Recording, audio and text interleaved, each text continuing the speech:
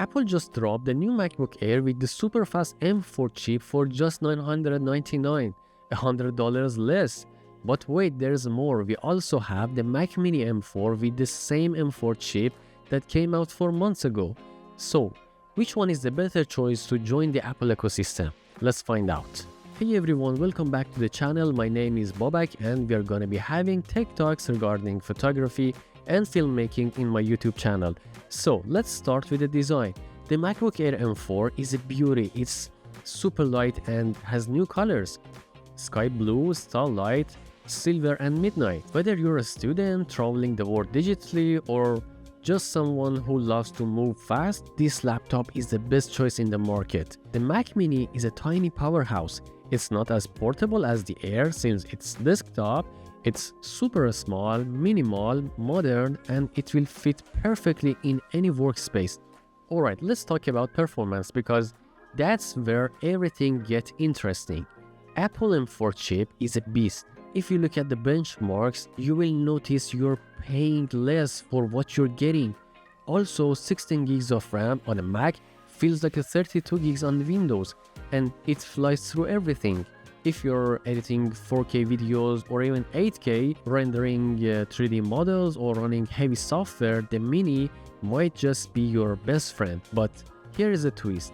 The Mac Mini has a slight edge in keeping up the demanding tasks thanks for better cooling.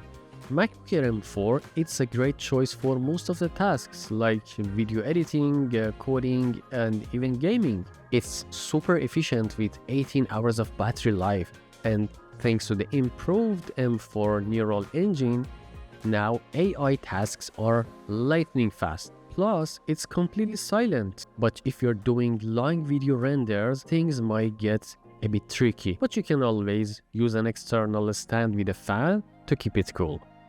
The MacBook Air has a gorgeous liquid retina display that's just like the one on the last model. Of course, it's bright, vibrant, and perfect for creatives.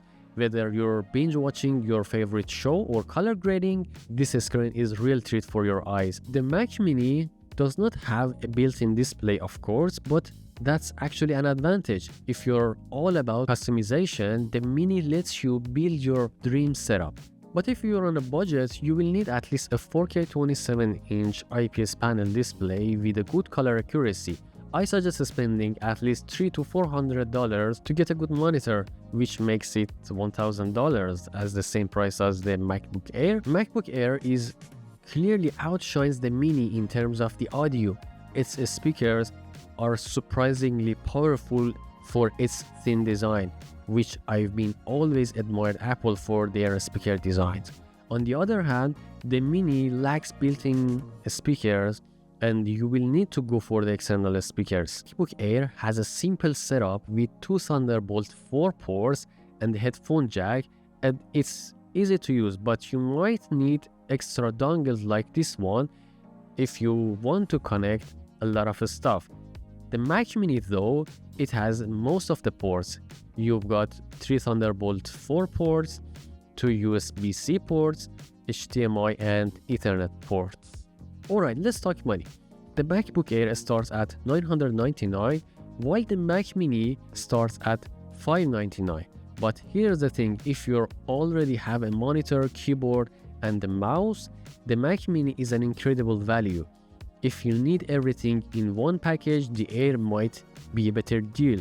So, who wins? Honestly, it depends on your lifestyle. If you're always on the go and need a lightweight and powerhouse computer with you, the MacBook Air M4 is your best friend. But if you're a power user who craves performance and customization, the Mac Mini is an absolute steal. In my case, I started with the MacBook Air in 2014 and it blew me away.